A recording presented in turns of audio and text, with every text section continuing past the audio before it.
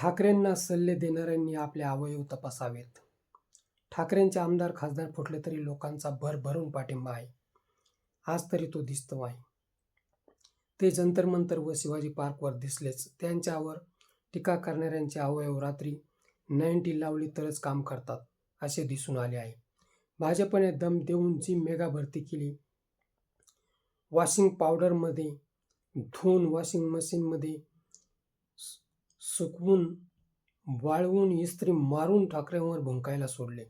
त्यामुळे त्यांच्याजवळ त्यांचे काहीच नाही. 90ची सुद्धा व्यवस्था भाजपलाच करावी लागते आहे. त्यामुळे असली कुत्री रोज भुंकली तरी ठाकरेंना काहीच परिणाम जाणवत नाही किंवा फरक पडत नाही. या येडपट मंडळींमुळे जुन्या भाजपच्या लोकांना सुद्धा वेडाचे झटके येऊ लागले आहेत.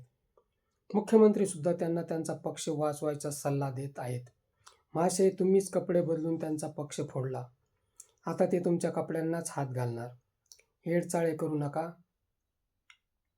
हर सवाल का जवाब होता है, हर ॲक्शन पर काउंटर ॲक्शन होता है.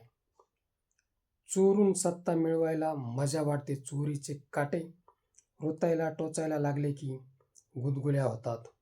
ओमराजे म्हणतात, अक्काबाई पोटात शिरली की गुदगुल्या नक्कीच होते.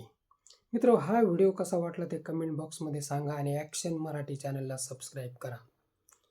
ईडी म्हणजे वॉशिंग पावडर, CBI म्हणजे वॉशिंग मशीन आणि निवडणूक आयोग आणि सुप्रीम कोर्ट म्हणजे वाळवून सुकून इस्त्री केली.